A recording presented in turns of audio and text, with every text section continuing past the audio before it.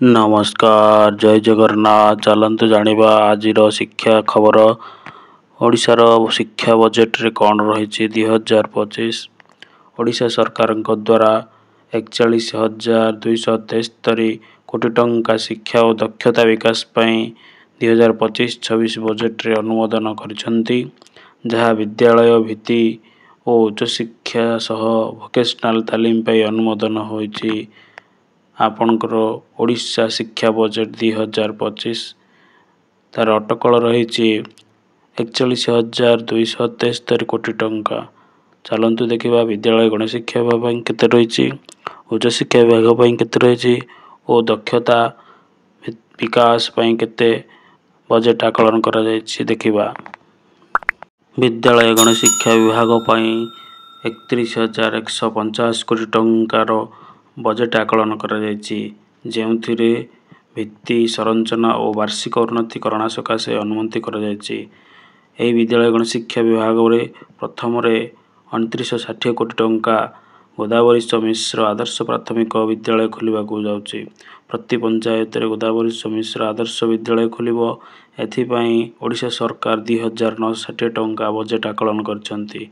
सेही भली 2 नंबर रे देखंतु 193 कोटी टंका गंगाधर मेहर शिक्षा मानक वृद्धि करबा पई गंगाधर मेहर शिक्षा पई 193 कोटी टंका धार्य करछंती।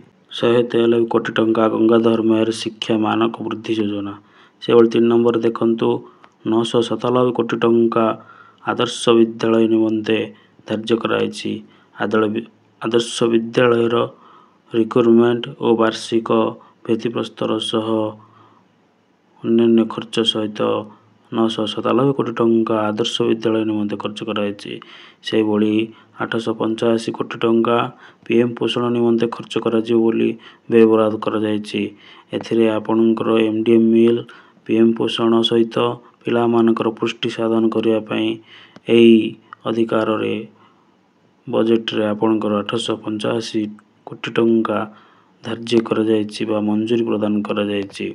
चलंतु देखिबा नेक्स्ट उच्च शिक्षा विभाग रे उच्च शिक्षा बजेट रे आपण मानकर रही 3,656 कोटी टंका विश्वविद्यालय शिक्षा पई धार्य करा जायछि और यहाँ वृद्धि मध्य करा जायछि। तेबे प्रथम रे 45 कोटी मेधावी छात्र छात्री मानक पई लैपटॉप बंटन गोदावरी विद्यार्थी प्रोत्साहन राशि दिया जीवा पई 45 कोटी टंका केवल लैपटॉप दिया जीवा पई बजेट घोषणा कराइछि। से भली 99 कोटी टंका राष्ट्रीय उच्चतर शिक्षा अभियान पई 99 कोटी टंकार व्यवहार करा जायछि। से भली उच्च शिक्षा बजेट रे 30 कोटी टंकार धार्य करा जायछि।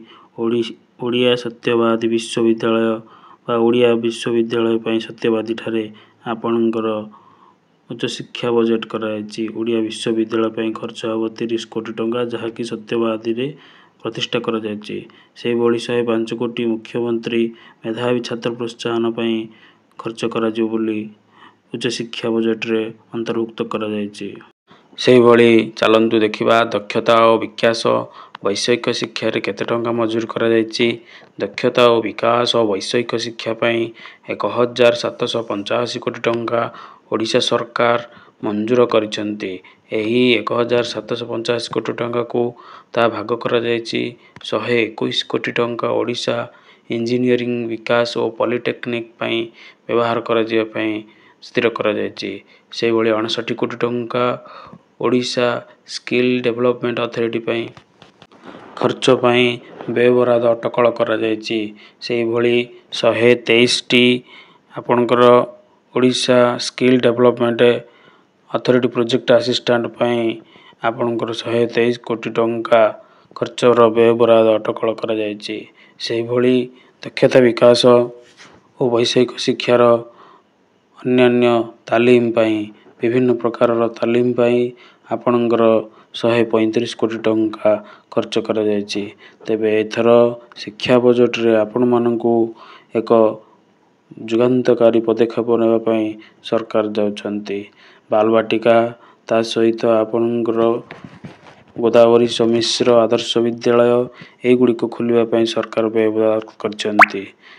ଉକ୍ତ ବ୍ୟୟ ବରାଦରେ ଆପଣଙ୍କର ଓଡ଼ିଶାର ଶିକ୍ଷାର ଉଚ୍ଚମାନର ଶିକ୍ଷା ପ୍ରାପ୍ତି ହେବ ସହ NEP ଲାଗୁ କରିବା ପାଇଁ ଓଡ଼ିଶା ସରକାର ପ୍ରତିବଦ୍ଧ ହୋଇଛନ୍ତି।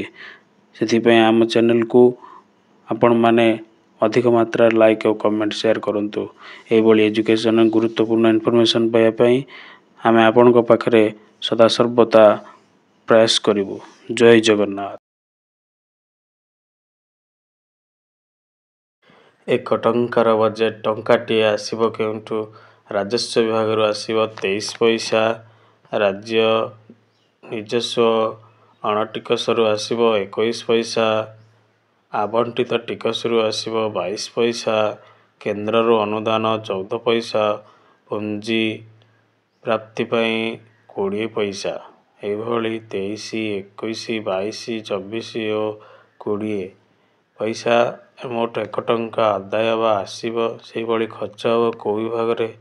ପ୍ରଶାସନିକ ବିଭାଗରେ ଖର୍ଚ୍ଚ ହେବ 73 ପଇସା, କାର୍ଯ୍ୟକ୍ରମ ବ୍ୟୟ ପାଇଁ 59 ପଇସା, ସେଭଳି ବିପର୍ଯ୍ୟସ୍ତ ପ୍ରଶମନ ପାଇଁ 1 ପଇସା, ରାଜ୍ୟରୁ ହସ୍ତାନ୍ତର 3 ପଇସା ଏ ବାବଦରେ ଖର୍ଚ୍ଚ ହେବ। ତେଣୁ ଆପଣଙ୍କର 1 ଟଙ୍କା ପାଇଁ କେମିତି କେଉଁ ଆକଳନରୁ ଆସୁଛି ସେହିଭଳି ଆପଣଙ୍କର 100 ଟଙ୍କାର ମଧ୍ୟ ସେଇ ହେବ।